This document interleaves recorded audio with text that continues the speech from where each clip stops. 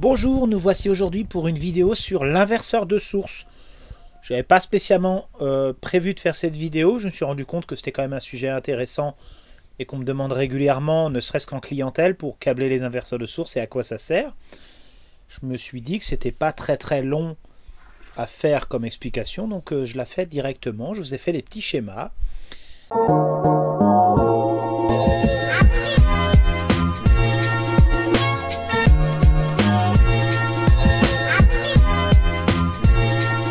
Tout d'abord, avant de commencer, à quoi sert un inverseur de source? Eh bien, ça permet d'alterner entre plusieurs sources d'énergie pour un consommateur donné, soit une maison entière, soit une partie de la maison.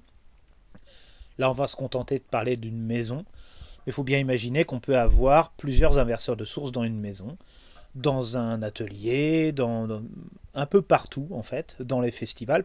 Dès qu'on a plusieurs sources d'énergie et qu'on a le choix de la configuration, on peut avoir beaucoup d'inverseurs de source, plus ou moins automatiques, plus ou moins rapides, plus ou moins sophistiqués. Là, on va un petit peu simplifier.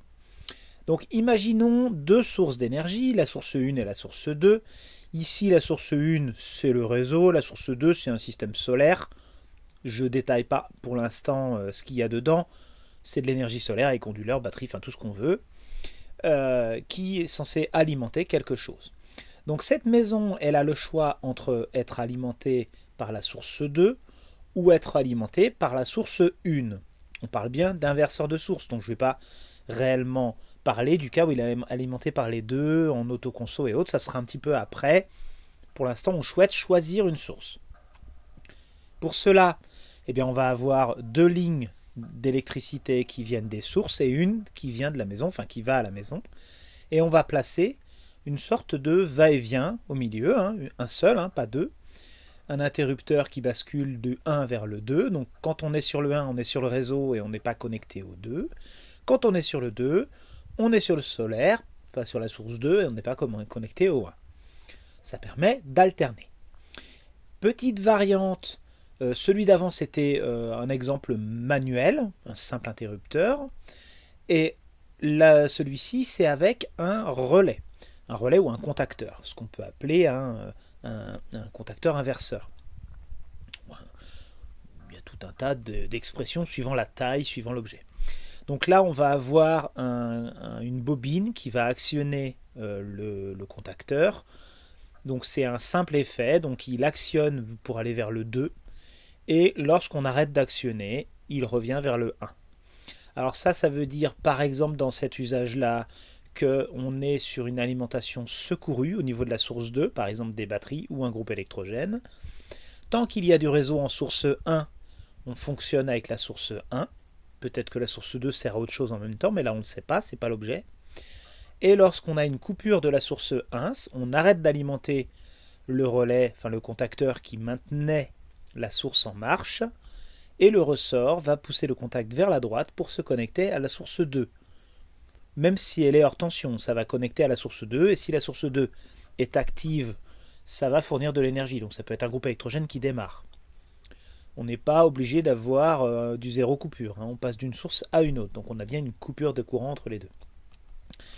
Si on veut maintenant symboliser ce système par deux contacteurs, c'est une solution qui est retenue par un certain nombre d'industriels ou de personnes, suivant la taille du système.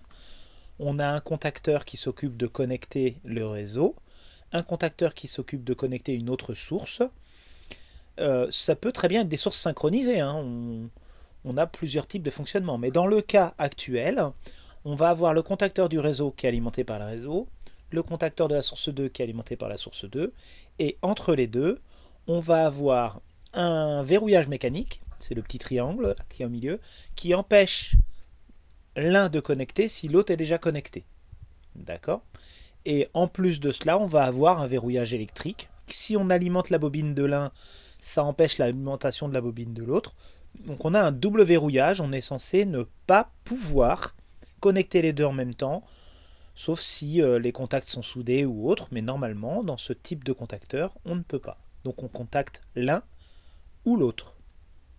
Cependant, ici, on a un problème sur le schéma, c'est la source d'énergie qui est sous tension en premier qui dirige. Imaginons que on a le réseau qui alimente en premier, donc on est alimenté par le réseau. Lorsqu'il y a une perte de réseau, le contacteur de gauche retombe, et s'il y a de l'électricité sur la source 2, par exemple un groupe électrogène qui démarre, et ben c'est le groupe électrogène qui va enclencher son contacteur, ça va déconnecter la maison du réseau et se connecter sur la source 2. Jusqu'ici tout va bien. Si par contre le réseau revient, ben il ne se passe rien. Il faut attendre que la source de secours s'éteigne, donc il faut que ce soit une source qui est commandée en fonction de l'état du réseau ou en fonction d'un certain nombre de scénarios. Mais par contre, si c'est un système sur onduleur et batterie, bah, ça va attendre que l'onduleur et la batterie soient vides pour faire retomber le contacteur, et s'il y a du courant sur la source 1, bah, ça enclenchera sur le réseau. Mais entre les deux, on aura vidé les batteries. On peut très bien durer plusieurs jours sur certains systèmes, et au moment où le courant revient, bah, il n'y a toujours pas de réseau. Mais peut-être qu'il est revenu entre-temps le réseau, peut-être qu'on aurait pu recharger les batteries. Donc c'est pas optimum. Donc ce qu'on fait, c'est qu'on rajoute un contacteur qui est alimenté par le réseau, enfin un petit relais de commande, qui va couper l'alimentation. Alors il peut être temporisé, ce relais, là je l'ai mis comme ça, qui va couper l'alimentation du relais de droite, qui est sur la source 2, lorsque le réseau est revenu. D'accord? Donc ça peut être un relais très sophistiqué, surveillance tension réseau, surveillance fréquence, sur temporisation. Donc il peut y avoir un système qui surveille le réseau. Et lorsqu'on est sûr que le courant est rétabli, qu'il n'est pas intempestif, parce que lorsque le courant revient, des fois il revient par à-coup, ça peut être lié à la foudre, ça peut être lié à des systèmes automatiques sur le réseau qui remettent le courant de temps en temps pour évacuer une branche, par exemple sur les lignes haute tension, ou suite à des tests, ça ne sert à rien que ça fasse fonctionner les contacteurs tout le temps, autant avoir un peu de stabilité, donc on rajoute un petit relais de surveillance qui s'occupe, une fois que le réseau est revenu, de rebasculer sur le réseau. Parfois, on simplifie un petit peu et on met directement un autre petit inverseur de source, un autre contact qui est commandé par un automate, alimenté par une source externe, une autre source, en l'occurrence ça peut être des batteries en direct. Ça peut être les batteries de la source 2, mais la source 2 est en 230 volts et la source 3 est en continu. Donc ça peut être la même origine, mais avec alternative continue, par exemple.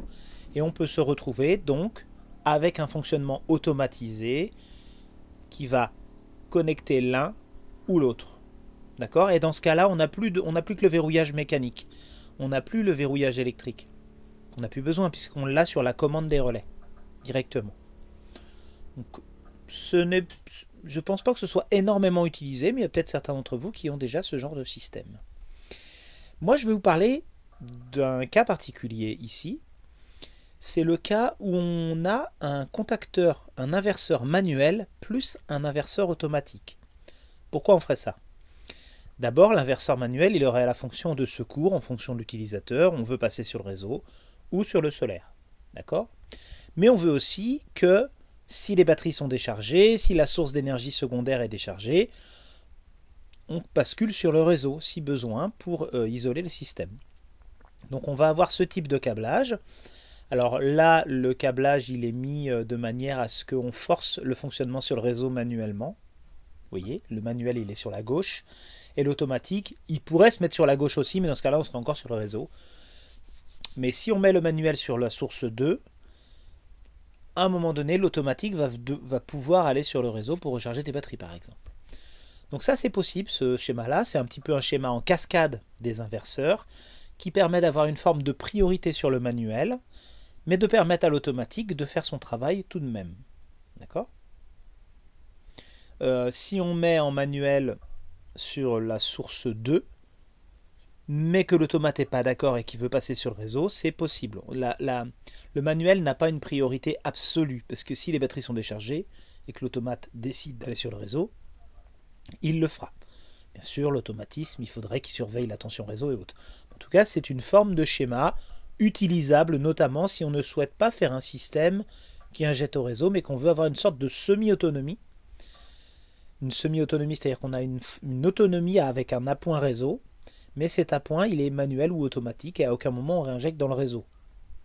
C'est possible pour faire quelque chose, peut-être sans le consuel, si toutefois les caractéristiques le permettaient. Moi, je vais vous parler de l'inverseur de source manuel standard, parce qu'il est déjà assez compliqué comme ça. J'ai pris l'exemple d'une installation Victron plus Piontech à droite, pour que vous sachiez de quoi il retourne en règle générale. Moi, c'est ce que je rencontre le plus et ce que je réalise le plus. Donc on a un inverseur de source manuel entre le réseau et l'installation. D'accord.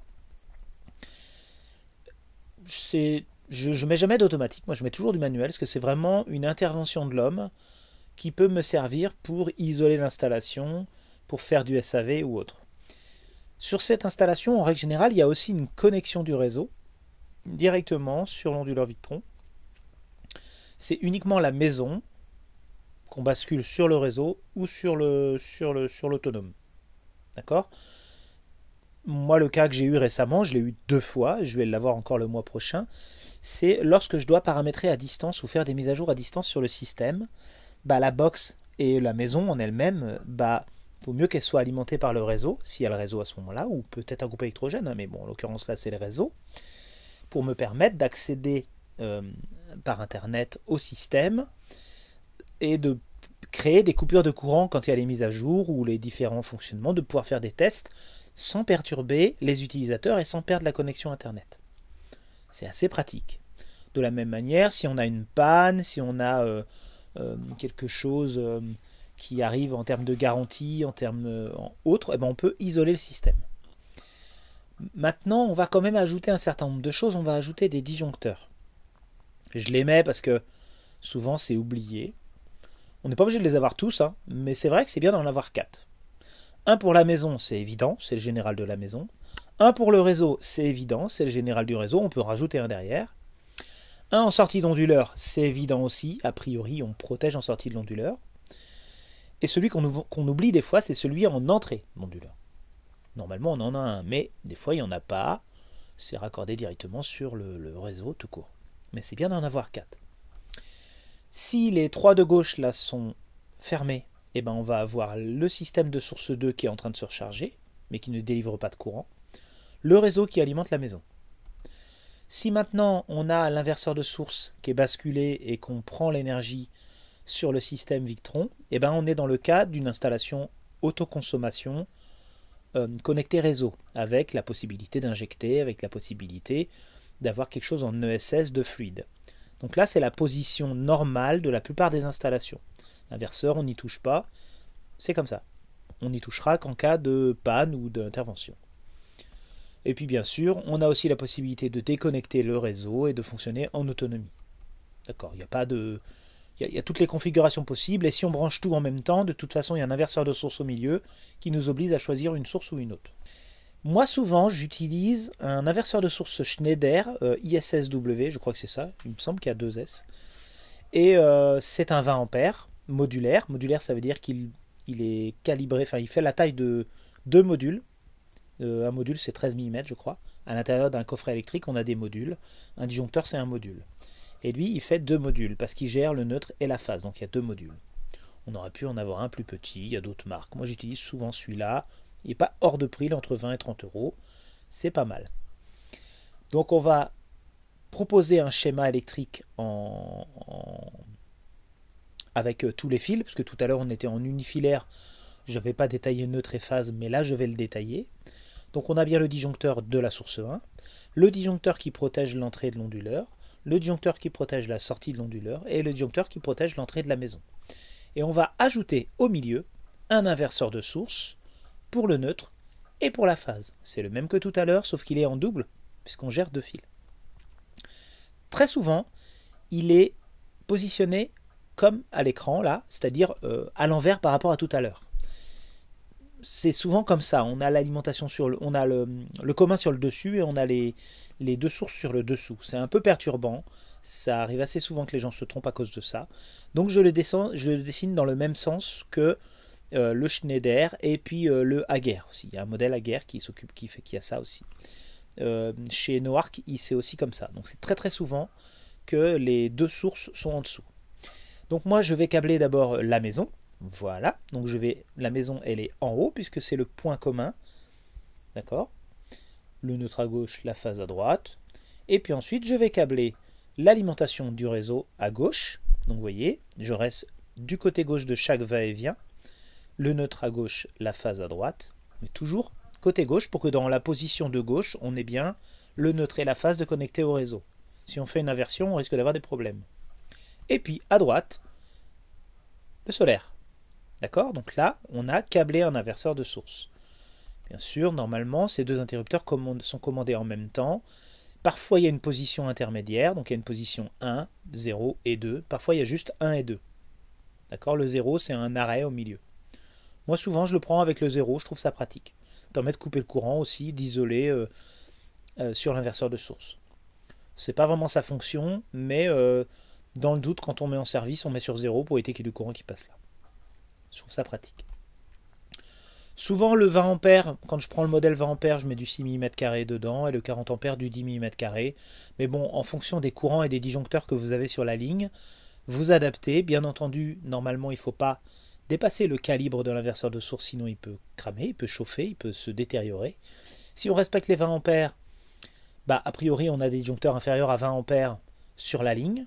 D'accord? Le courant qui va passer à travers ne dépassera pas les 20 A, donc ça peut être le disjoncteur de la maison, par exemple.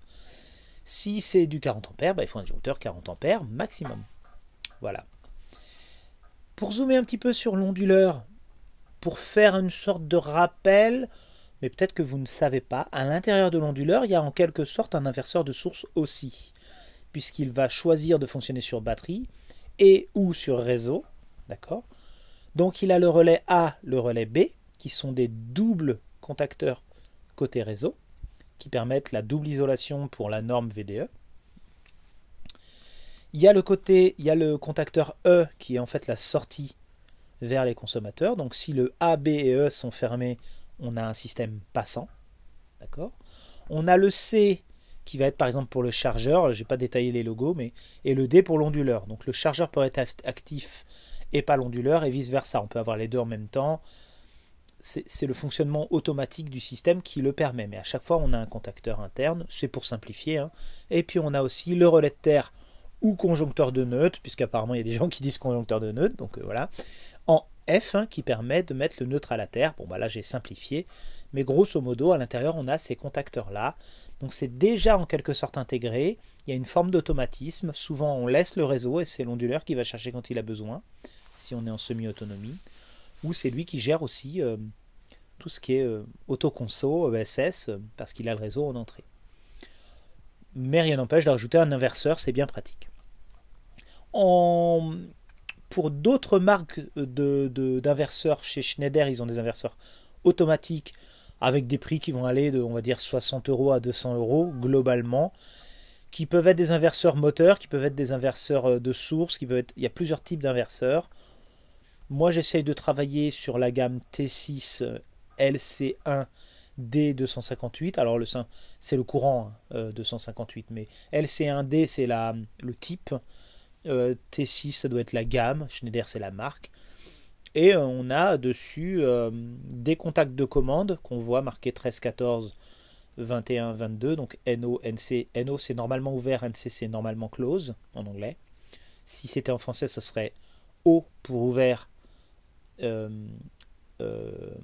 F pour fermer ou AO à ouverture ou AF à fermeture. Ça, c'est des codes différents. A1 et A2, c'est l'alimentation de la bobine qui peut être en 24 volts, en 230 volts, en 400 volts. C'est au choix sur la référence. Et ensuite, on a 1, 2, 3, 4, R1, R2, R3 et R4 qui sont de mémoire, je ne vais pas vraiment vérifier la fiche technique parce que j'en ai déjà câblé des comme ça, positionnés comme ceci. Enfin, en tout cas, c'est ce genre de contact. Vous voyez, on a une grande barre qui va se connecter d'un côté à l'autre. C'est un peu bizarre. Disons que ça met en lien le 1 L2 et le 3 L4 au repos et R1, R2 et R3, R4 en fonctionnement. Et donc, quand on va le mettre pour faire un inverseur, on va le câbler comme ceci. Je vous invite à vérifier le câblage de chacun des contacteurs que vous avez achetés parce que je ne peux pas vous certifier que c'est ce schéma-là en fonction de la référence que vous avez. Il me semble que celui-ci fonctionne comme ça. Et donc, c'est un peu polyvalent. On peut s'en servir pour plusieurs choses. Et donc, si on met le câblage de cette manière, avec la maison en haut en réunissant le neutre et la phase, eh ben, on a en bas les sources qui sont inversées, forcément. Il faut vérifier sur le système. Donc voilà pour mes conseils sur l'inverseur de source. Parfois ça prend un petit peu la tête, je vous avoue, et c'est souvent des gros câbles qu'on met et qui vont... ça fait beaucoup de câbles à mettre sur un inverseur de source, mais il est important de ne pas inverser les fils, de ne pas se tromper dans le sens. Merci à vous, j'espère que ça vous a servi, au revoir.